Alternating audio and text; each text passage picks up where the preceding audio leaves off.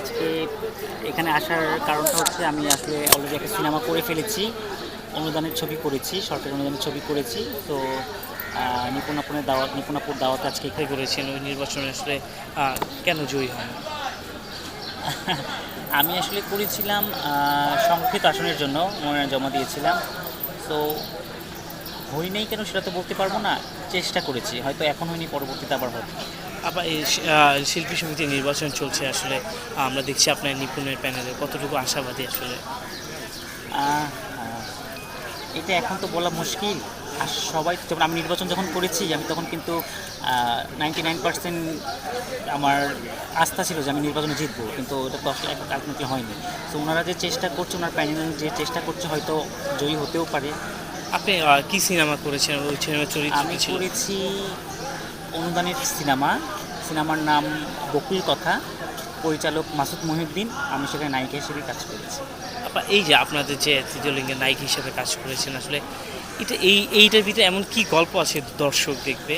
আমি আশা করি এই ছবিটা বাংলাদেশে অনেক বড় করে আসবে, কারণ হচ্ছে এটার মধ্যে একজন হিজড়ার যে উঠে আসা, ছোটোবেলা থেকে তার উঠে আসা যে স্ট্রাগল, সেই প্রতিটি কষ্ট থেকে শুরু করে সে যে পরিবার থেকে বিতাড়িত হয় এবং সে যে মানুষকে ভালোবাসতে পারে, একটা ছেলে প্রেমে পড়তে পারে, সমস্ত ঘটনা একটার মধ্যে আছে। তো আমার মনে হয় এই ছবিটা যখন বের হবে তখন সবাই দর্শক হলে যাবে এবং ছবিটা অনেক ব্যবসা ফসল হবে আমার কাছে মনে হয়। এই ছবিটা কি তৃতীয় লিঙ্গের উপরেই করা? হ্যাঁ, এটা কিন্তু হিজড়া জনগোষ্ঠীর উপরেই সিনেমাটা করা, এবং আমার মনে হয় এই সিনেমাটা দেখলে আমাদের সমাজটা চেঞ্জ হবে। আপনাদের তো সরকার এখন অনেক সমাধান দিয়েছেন, কিন্তু কয়েকদিন আগে আমি একটা ঘটনা দেখলাম ফার্ম গেটে না কাকরাইলে, যে হোক, একটা ছেলের কাছ থেকে চিনি। আসলে হাতে যেমন 5টা আঙ্গুল সমান না, পরিবারে 5টা ভাই বোন থাকলে সবাই ইঞ্জিনিয়ার, ডাক্তার, ইঞ্জিনিয়ার হয় না। তো আমরা চেষ্টা করছি সবাইকে কাজে ফিরিয়ে আনার জন্য, এবং আমরা চাই যে সবাই সবার সম্মান নিয়ে কাজ করবে। যেমন আমি এখন আমার সম্মান নিয়ে এগিয়ে যাচ্ছি, আমি একটা বড় কোম্পানির ব্র্যান্ড অ্যাম্বাসিডার এখন ইপিজেডে, আপনারা সবাই নাম শুনেছেন ইপিজেডের বিটিপি গ্রুপের আমি এখন ব্র্যান্ড অ্যাম্বাসিডার, পাশাপাশি ছবি করছি। তো আমাকে সুযোগ দিয়েছে বলেই কিন্তু কাজগুলো আমি করছি, সুযোগ না দিলে করতাম না। তো যারা এই অবস্থায় বিভিন্ন জায়গায় আছে তাদেরকে সুযোগ দিতে হবে, তারা কাজমুখী হবে এবং কাজে চলে আসবে, এবং তাদের জন্য কাজের পরিবেশটা তৈরি করতে হবে। আপনাদের এখন কতটুকু মানে সহযোগিতা করছে সরকার? সরকার তো ইতিমধ্যে আমাদের অনেক সহযোগিতা করছে। দেখেন, আপনি যাদের ঘর বাড়ি নেই তাদের আশ্রয় প্রকল্পের মাধ্যমে সরকার তাদের ঘর বাড়ি দিচ্ছে, তাদেরকে বিভিন্ন ট্রেনিংয়ের জন্য নিয়ে আসছে, ট্রেনিং দিয়ে তাকে সেই জায়গায় সে কাজের জন্য তাকে পাঠাচ্ছে। সো এখন আমার মনে হয় যে এইভাবে আস্তে আস্তে আসলে সমস্যা চেঞ্জ হয়ে যাবে। আগে 5 বছর ব্যাকে যান আপনি, যেমন ছিল 5 বছর আগে সেটা তেমন নেই।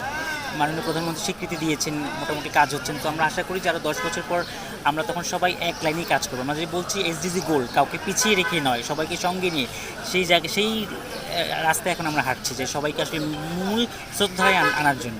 আপনাদের জন্য DMP commissioner Habibur Rahman, DMP commissioner Habib sir, উনি অনেক দিন আগে থেকেই কাজ করে আমাদেরকে নিয়ে, এবং উনি কমিশনার হওয়ার পর কাজ করছেন। উনি যখন ঢাকা জেলার এসপি ছিলেন, উনি তখন থেকে আমাদেরকে নিয়ে কাজ করেন, আজ অব্দি কাজ করে যাচ্ছেন। ওনার মতো একটা মানুষ আমাদেরকে নিয়ে কাজ করছে, তো আমরা ভাবার কল্পনা, কিন্তু উনি এত ভালো কাজ করছেন এবং প্রত্যেকটা মানুষকে উনি প্রতিষ্ঠিত করে দিচ্ছেন। কাউকে ফুড ভ্যান দিচ্ছেন, কাউকে পার্লার করে দিচ্ছেন, কাউকে বুটিক হাউস করে দিচ্ছেন, কাউকে গবাদি পশু পালনের সুযোগ করে দিচ্ছেন। এর মাধ্যমে আমরা চাই যে সবাই আসলে যে চাকরি না পারবে সে যেন তার নিজের পায়ে দাঁড়িয়ে সে একটা বুটিক হাউস করুক, সে একটা পার্লার করুক, তো এইভাবে যেন এগিয়ে যায়। অনেক ছেলেরা আছে টাকা ইনকাম করার জন্য আপনাদের বেশি পেজ ধরে, হ্যাঁ, টাকাও তুলছে, আবার ধরা করে। এইটা নিয়ে আপনারা কোনো সংগঠন করেন? আচ্ছা, এখন যদি আমার পরিচয় নিয়ে কেউ এরকম করে, সে যদি ভুল পথে, সেজন্য আইন আছে, আইন তাকে সাজা দিচ্ছে। আমরা তো বুঝতে পারছি সে মানে সে তো এই লাইনের না, সে এগুলো করে পুরো জনগোষ্ঠীর বদনাম করছে। তো আমরা সেই দিকেও খেয়াল রাখছি, তারা যেন কেউ ছেলে এসে যেন এই কাজগুলো করে যেন আমাদের জনগোষ্ঠীর বদনাম না করে, সেই দিকেও আমরা খেয়াল রাখছি। আবার অনেকে কমপ্লেন দিচ্ছে যে রাস্তাঘাটে মানুষজন আসলে যখনই একজন মেয়ে একজন ছেলে, সে বোন দেখুক আর ভাই দেখুক, কিন্তু অনেক সময় কমেন্ট করে বসে যে এই তোরা গার্লফ্রেন্ড, এই টাইপের কমেন্ট করে। শুধু কিন্তু হিজড়া জনগোষ্ঠীটা করে না, আপনাদের ধারণা কিন্তু ভুল, এটা কিন্তু অনেক ছেলেরাও করছে। আপনারা রাস্তায় দেখেন একটা বয়ফ্রেন্ড গার্লফ্রেন্ড ছেলেরাও কিন্তু টিজ করছে। এটা শুধু কিন্তু যে হিজড়া বলেই সে করছে তা কিন্তু না, এটা কিন্তু সবাই করছে। কিন্তু আলটিমেটলি যেহেতু তারা একটা পিছিয়ে পড়া জনগোষ্ঠী বা তাদেরকে পিছিয়ে দেওয়া হয়েছে, দেখেন আলটিমেটলি ছেলেরাও কিন্তু করছে, মেয়েরাও কিন্তু চিন্তাই করছে। কালকে পত্রিকায় আপনারা দেখেন একজন সচিবের মেয়ে, সে কিন্তু চুরি করছে, মোবাইল ডাকাতি করছে, অনেক কিছু করছে। সো মানুষ ওটা দেখছে না, তারা দেখছে যে এরা এটা করছে, এদের উপর দেওয়া যায় কিনা। সো এই জিনিসগুলো আমরা চাই যে আস্তে আস্তে আরও চেঞ্জ হবে। কিন্তু অনেকে বলছেন যে যখন একটা ছেলে একটা মেয়ে রিক্সায় থাকে তখন অনেকে আপনাদের যে এরা জোর করে টাকা নেয়, আসলে এটা ছিল লজ্জায় পড়ে যায় যে তো প্রথমেই বলেছি হাতের 5টা আঙুল আসলে সমান না।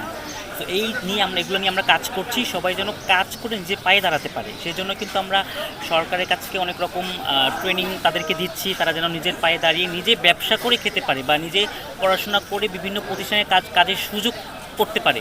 তো আমরা এগুলো নিয়ে এখন কাজ করছি। আমাদের স্মার্ট বাংলাদেশের আমাদের এই কাজ যে আমরা সবাই যেন একসাথে এক লেভেলে ছেলে মেয়ে উভয় একসাথে যেন কাজ করতে পারি। যাই হোক, শেষ পর্যন্ত শিল্পী সমিতিতে আপনি কোনো নির্বাচন করছেন? শিল্পী সমিতিতে আমি কোনো নির্বাচন করছি না, যেহেতু আমি অলরেডি আমাদের জনগোষ্ঠীর পক্ষ থেকে আমরা যেহেতু একটা সরকারি অনুদানের ছবি করে ফেলেছি, সেই জন্য আমার কাছে এখানে আসা হয়েছে। তো আমি আসছি, সবার সাথে দেখা করব, কথা বলবো। এই কোন প্যানেল হয়ে কাজ করছেন?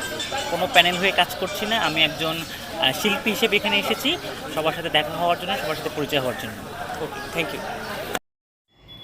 S karate TV.